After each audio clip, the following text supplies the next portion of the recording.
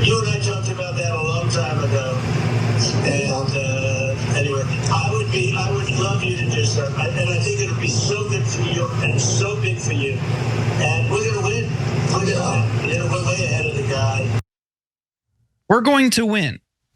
What did Trump mean by that? Thanks to new reporting from the Washington Post, we have a better idea. Robert F. Kennedy, who is running for president as an independent, has reportedly proposed dropping out of the race and endorsing Donald Trump in exchange for a role in a hypothetical Trump administration should he win in November. But what kind of role? Well, the Washington Post has the answer. Robert F. Kennedy Jr. held talks this month with former President Donald Trump about endorsing his campaign and taking a job in a second Trump administration, overseeing a portfolio of health and medical issues, according to 4 people familiar with the matter. Their discussions included possible jobs that Kennedy could be given in a second Trump administration, either at the cabinet level or posts that do not require Senate confirmation. The discussion also included the prospect of Kennedy leaving the race and endorsing Trump, the people said. The idea of appointing a notable anti-vaxxer like Kennedy to a role overseeing medical and health issues caused Trump's team to recoil. The discussions surprised Trump and his aides, but there were concerns among some Trump advisors that Kennedy, a fervent critic of vaccines, would not be appropriate in such a job, and that such an agreement could be problematic, the people said. 2 of these people did not rule out the campaign eventually wanting Kennedy in the fold or potentially giving him a job in the administration if Trump wins. Their discussion ended without a definitive conclusion amid concerns in Trump's orbit about the complications of promising a job in exchange for a political endorsement. But it should be noted, this is not the first time that Kennedy has sought a job with Trump.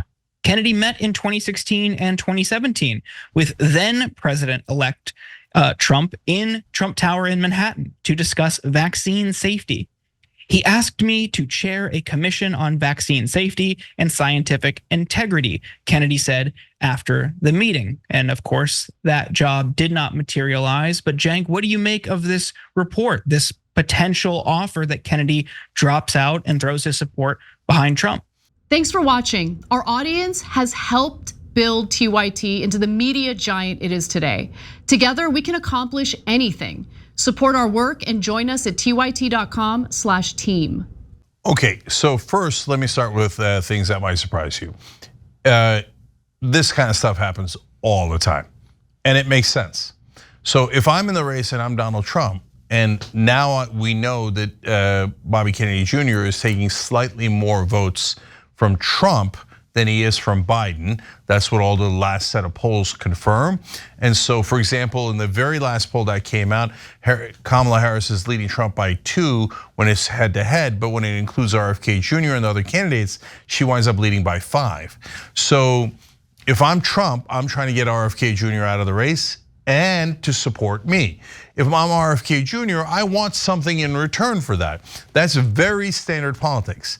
But they made a mess of it here, as these two often do, because number one, they made it public. What are you doing? And so that was RFK Jr.'s son that did that. It's a giant mistake, enormous mistake, right?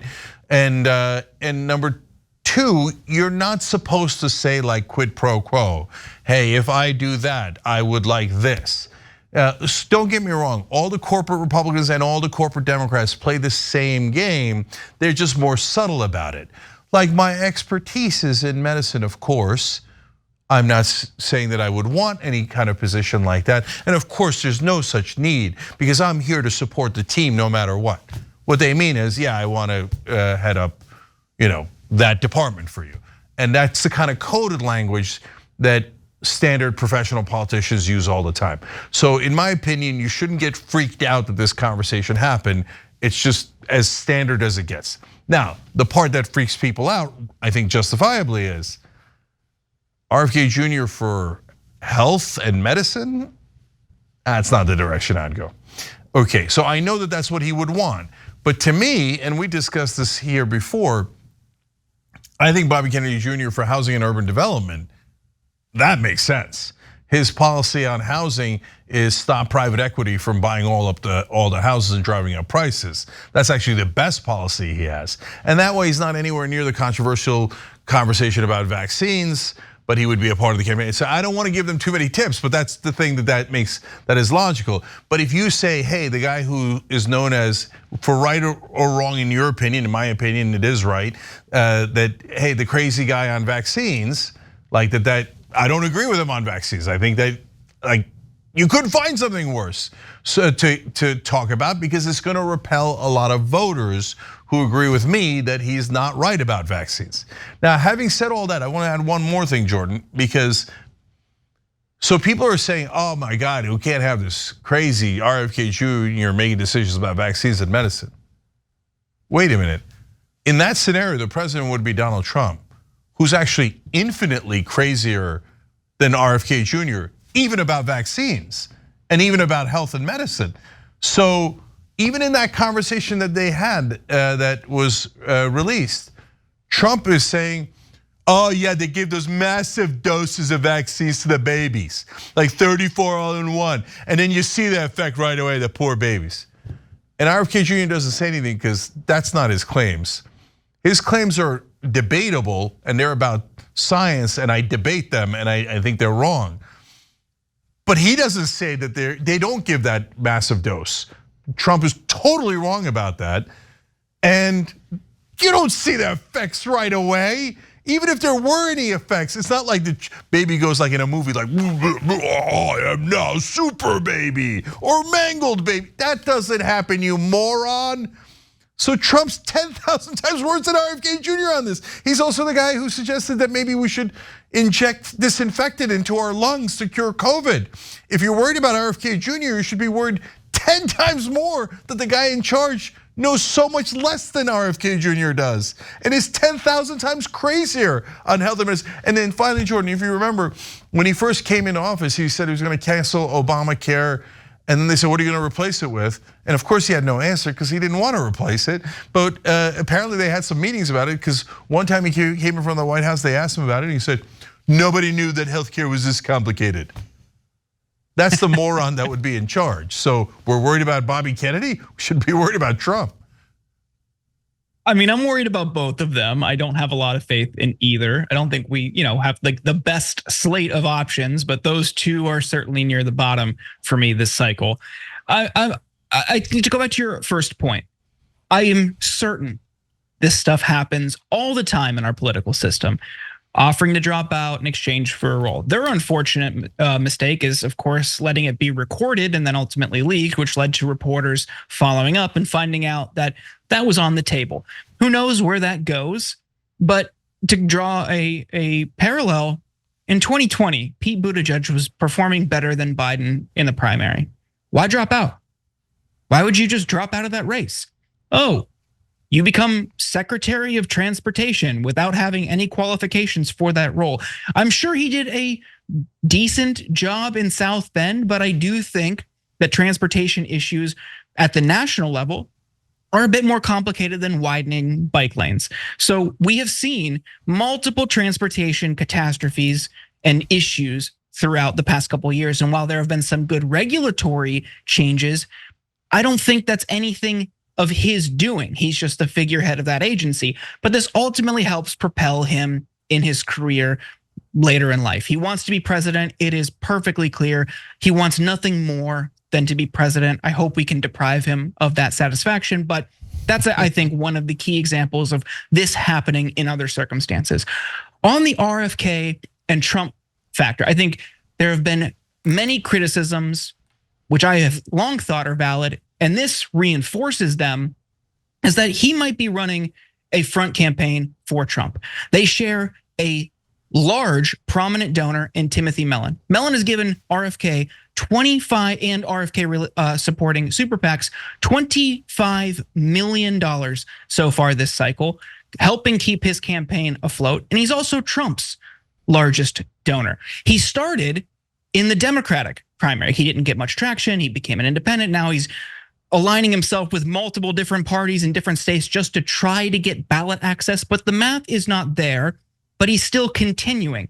And while he might be pulling from Trump and from now Harris, he could play the role of spoiler, but behind the scenes, he's looking for Trump. He's looking to Trump for a job. And I just think that criticism that he is running a front campaign to try to kneecap a Democrat and help Trump get reelected is reinforced by this reporting here.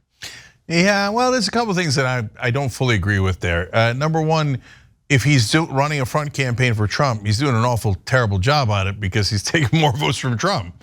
So that's a job. If I'm Trump, I'm like, stop running your stupid front campaign. Don't do that, right? And in fact, that's why Trump keeps publicly calling him a radical left. Yeah, he's far left. You wouldn't know it, but he is. You wouldn't know it because it's not true. And so the donors are super interesting. I definitely grant you that.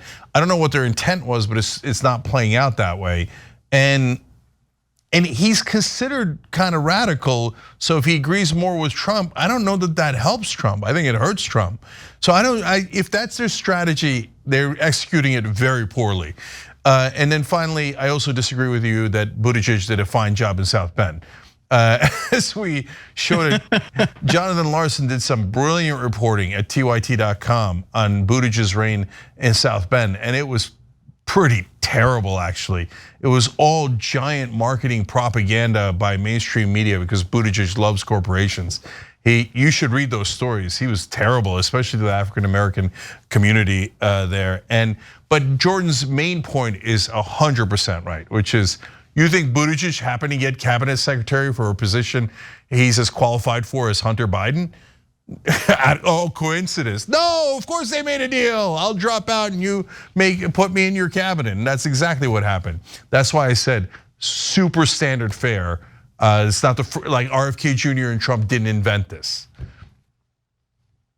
The one thing I will say though, look, nobody accused this campaign of being competent or smart on strategy. I think it has been a total mess, but there were meetings with that campaign, presentations that they were given that leaked.